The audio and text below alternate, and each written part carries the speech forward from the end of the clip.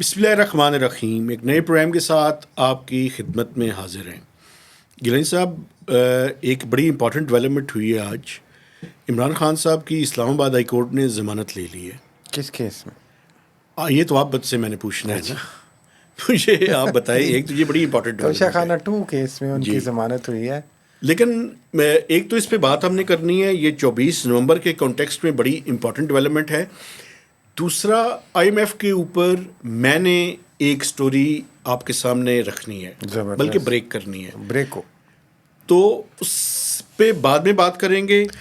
پہلے میں چاہتا ہوں کہ آپ یہ بتائیں کہ عوامی بات کرنا چاہتے ہیں آپ. عمران خان صاحب کی رہائی ممکن ہے یا نہیں ممکن، اور یہ کون سے کیس میں ان کی ضمانت ہوئی ہے؟ بہت شکریہ جناب. توشہ خانہ 2 کیس اس کو کہتے ہیں بیسیکلی.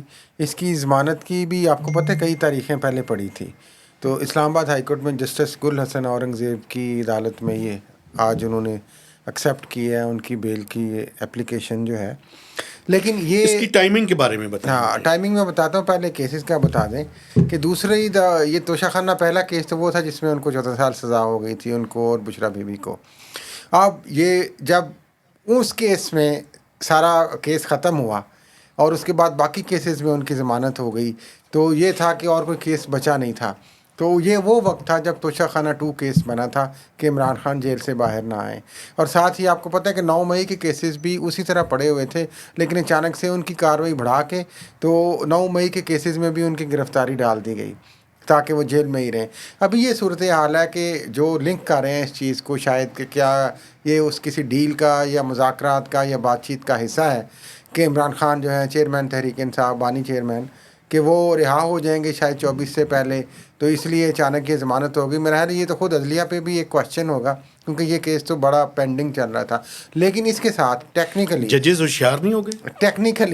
مجھے بتائیں.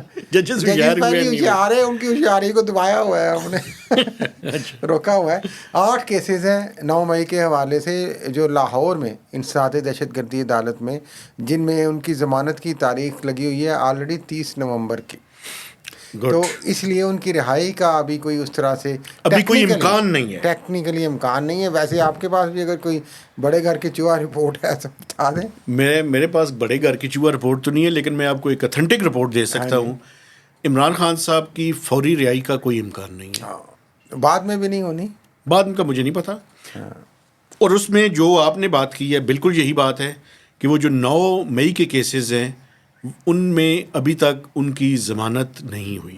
تو اس لیے جب وہ ضمانت ہوگی ٹیکنیکلی تو اس کے بعد ہی وہ یعنی جیل سے ضمانت پر رہا ہو کر باہر آ سکتے ہیں. لیکن ایک بات میں آپ کے سامنے رکھنا چاہتا ہوں. دیکھیں، یہ ہمارے کچھ یوٹیوبرز بھائی ہیں اور کچھ جرنلسٹ ہیں، وہ مختلف تاریخیں دیتے رہتے ہیں. وہ عمران خان باہر آ گئے تو پتہ نہیں آنے والے ہیں تو جیل کی ٹوٹ جائے گا، پتہ نہیں اڈیالہ جیل ٹوٹ جائے گا، دیواریں ٹوٹ جائیں گی.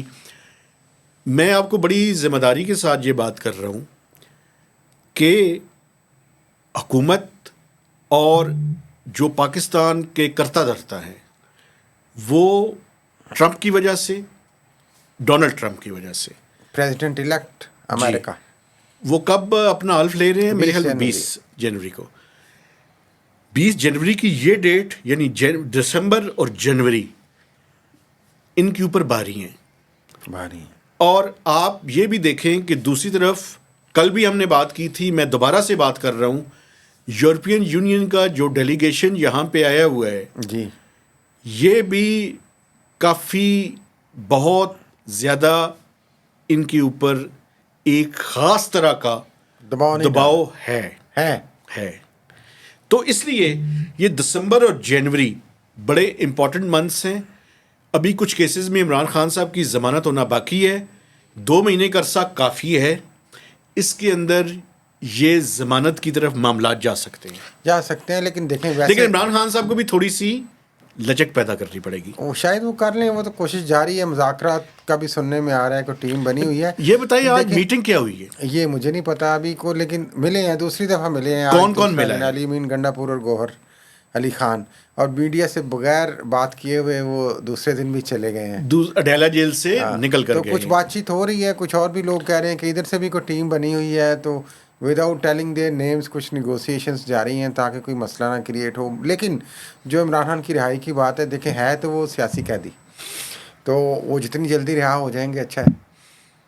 اصل میں پرابلم یہ ہے کہ جب وہ جیل سے باہر آ جائیں اور اگر وہ پاکستان میں رہنے کو پریفر کریں یا رہیں یہاں پہ, تو عمران خان صاحب کی پولیٹیکل ایکٹیویٹیز اور اسٹیمنے پہ تو آپ کو پتہ ہے, آپ کو پتہ ہے نا, بڑے ایکسرسائز بھی کرتے ہیں اور بڑا اسٹیمنا ہے ان کا, اور پولیٹیکلی تو اسٹیمنا ان کا ویسے مانا ہوا ہے, تو انہوں نے ناکو چنے چبوا دینے ہیں ان کے.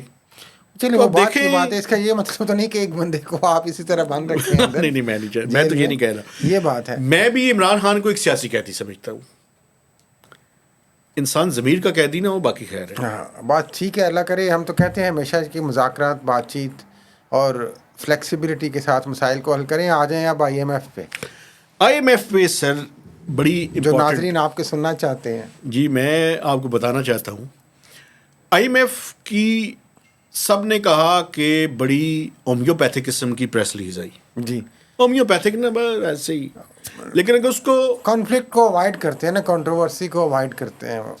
میں آپ کے سامنے کچھ دیکھے نا, مسئلہ یہ ہے کہ IMF نے ایک اس کے اوپر پریس ریلیز ایک تھی, اس کے اوپر ایک اس کا ٹیکسٹ بھی دیا ہوا تھا, کوئی بھی بندہ جا کے اس کو پڑھ سکتا ہے.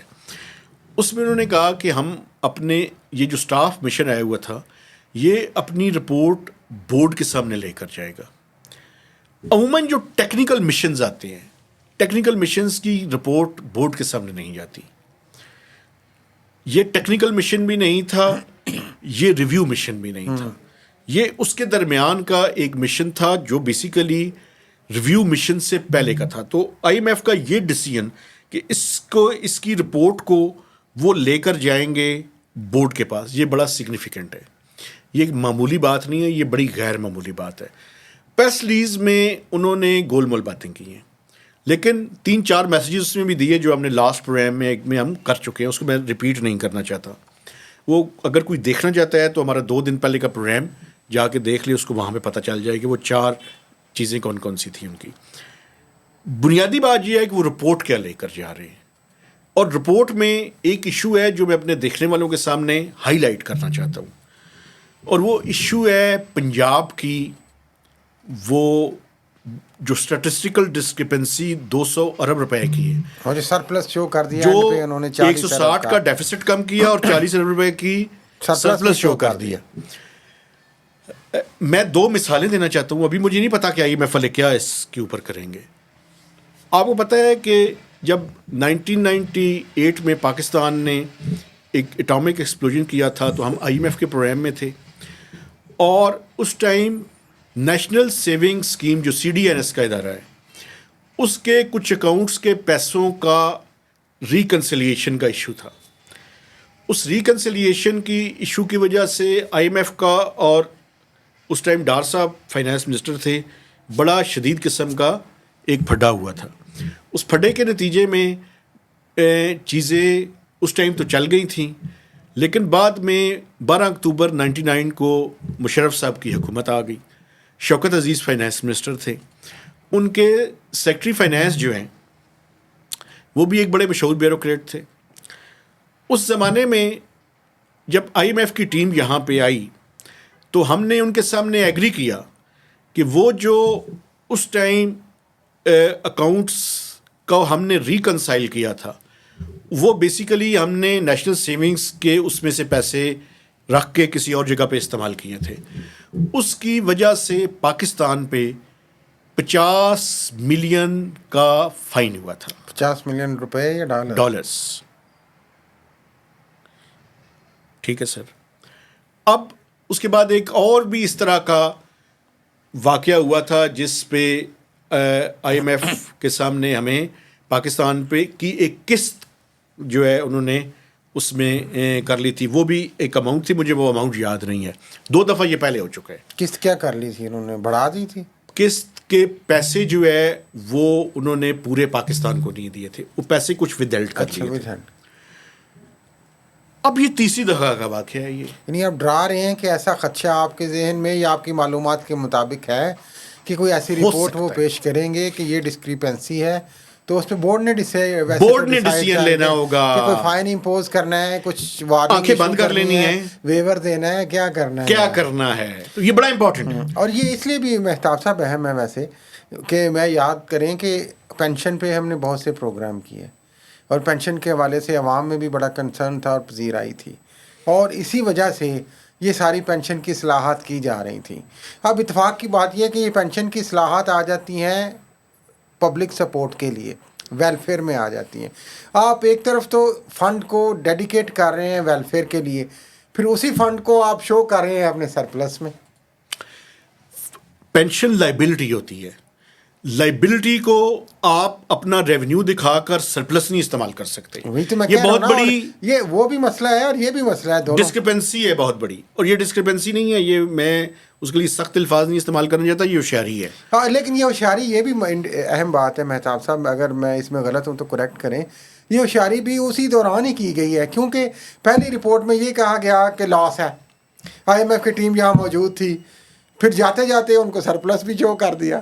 بالکل. تو یہ فنکاری ان 3-4 دنوں کے اندر کسی بڑے کے مشورے سے ہوئی ہے. میں آپ کو ایک بات بتاؤں, بڑے کا مشورہ تو مجھے نہیں پتا. ہو سکتا ہے خدا نہ خواستہ اسحاق ڈار ہی نہ ہو جنہوں نے 98 میں یہ مشورہ دیا ہو. نہیں, مجھے نہیں پتا اس بات کا. میں ایک بات آپ کے سامنے کر سکتا ہوں. کی حکومت ہے نا پنجاب, میری بات سن لیں.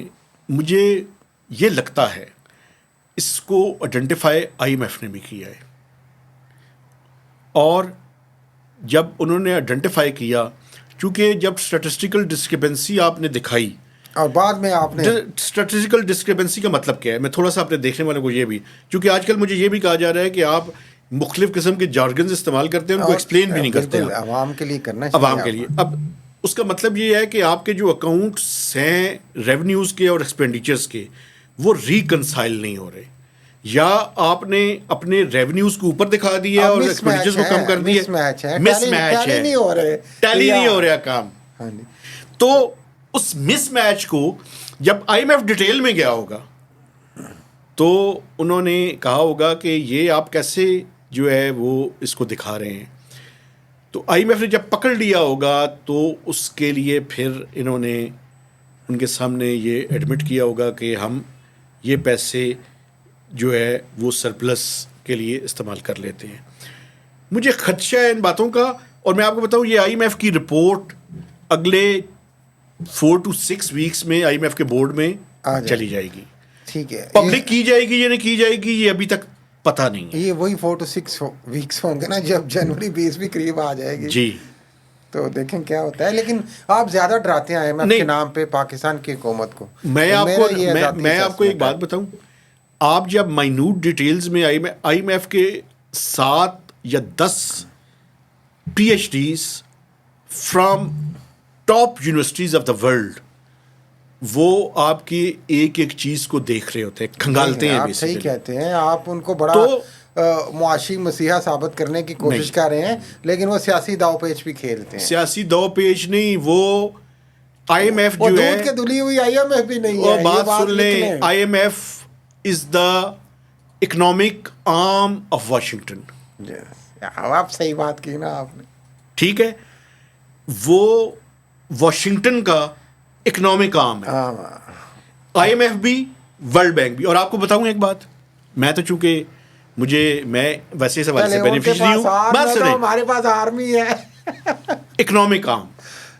میں وہاں پہ انہوں نے مجھے بلایا تھا. ہماری بھی آرمی اکنامک آرمی بن رہی ہے. ویسے سنیں نا, آپ اس کو ریڈ لائن کو کراس نہ کریں. میں جب وہاں پہ گیا تھا تو میں آپ کو یہ بتانا چاہتا ہوں اپنے دیکھنے والوں کو بھی کہ واشنگٹن میں ایک طرف آئی ایم ایف کا آفس ہے, دوسری طرف ورلڈ بینک کا آفس ہے. زبردست, آمنے سامنے ہیں, درمیان میں سڑکیں ہیں, 2 روڈز ہیں ان کے آمنے سامنے. کوئی پاکستانی پرائم منسٹر بھی ہو سکتا ہے یار, ایک ہاتھ ادھر ہو ایک ادھر ہو, ہاتھ پہ لائے ہوئے. تو یہ بیسیکلی ہم نے جہاں سے بات شروع کی تھی اسی کے ساتھ میں جوڑتا ہوں. آپ بالکل ٹھیک کہہ رہی ہیں کہ جن کی رپورٹ اس ٹائم آئے گی یا بائی اینڈ آف دسمبر یا ارلی جنوری. اور ای یو کا جو جوائنٹ کمیشن ہے اس کی کل میٹنگ بھی ہے, اور ہیومن رائٹس کی میٹنگ ہو بھی چکی ہے. اور اس پہ انہوں نے پولیٹیکل پرزنرز کا سوال اٹھایا بھی ہے. تو ان ساری چیزوں کو اگر جوڑیں, عمران خان کو زیادہ عرصے تک جیل میں نہیں رکھا جا سکتا. وہ ٹھیک ہے, لیکن آپ نے ساتھ ساتھ یہ بھی ناظرین ایکسپوز کیا کہ یہ جو معاشی اعداد و شمار کی فنکاریاں ہیں جو پاکستان کر رہا ہے, ہو سکتا ہے یہ بھی انہیں مہنگی پڑ جائیں. جی. اور ایک اور بات بھی ہے, پروگرام لمبا نہیں ہو رہا لیکن مجھے یہ کرنے دیں. سنیں آج کل فائنانس منسٹر بڑے پریشان ہیں. اچھا, وہ تو بیچارے اتنے پریشان ہیں وہ بند کمرے میں پریس کانفرنس کر کے چلے جاتے ہیں. نہیں یہ بات نہیں ہے. اچھا, اس کا کبھی پھر احوال اچھا بیان کریں, کل بیان کر دیں مہربانی. کل نہیں, کچھ عرصے بعد, کچھ دن ٹھہر جائیں. ٹھیک ہے, کچھ دنوں بعد کچھ نہ کچھ. لیکن ناظرین مہتاب حیدر صاحب نے یہ انڈیکیٹ کر دیا, اور اتھینٹک آپ کو پتہ ہے ہمیشہ ماشاءاللہ خبریں ہوتی ہیں ان کی, کہ کچھ نہ کچھ پریشان ہیں ہمارے پیارے محمد اورنگزیب صاحب جو ان کے دولہا ہیں.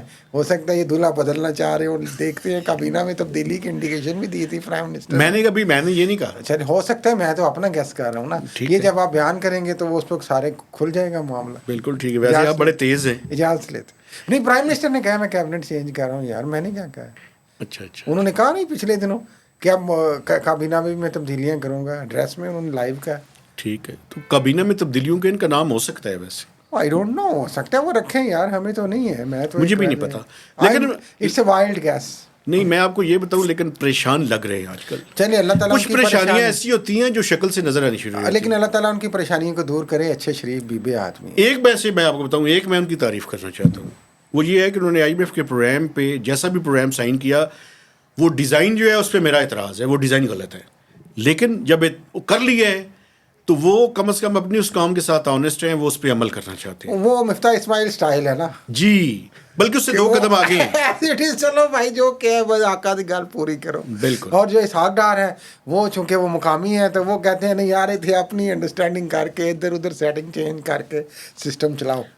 ڈار صاحب نے لاسٹ ٹائم بڑی امپورٹنٹ بات کی. انہوں نے کہا جی کہ ڈالر اور روپی کا 235 240 سے زیادہ نہیں ہونا چاہیے. بالکل, ڈال اور ڈالر کا پرانا رشتہ ہے یہ, اس پہ پھر کبھی بات کریں گے. اجازت دیجیے, میں اپنے دیکھنے والوں سے گزارش کرتا ہوں کہ ہمارے چینل کو سبسکرائب کریں, اس کی شیئرنگ کریں, اور میکسیمم اس کے اوپر آپ لوگوں نے کمنٹس دیں. کامنٹس آپ کے پڑھے بھی جاتے ہیں اور سنے بھی جاتے ہیں اور سمجھے بھی جاتے ہیں, بس دل پہ نہیں لیے جاتے.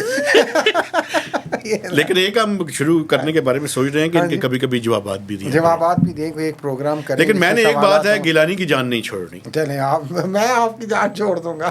اجازت دیجیے, اللہ حافظ.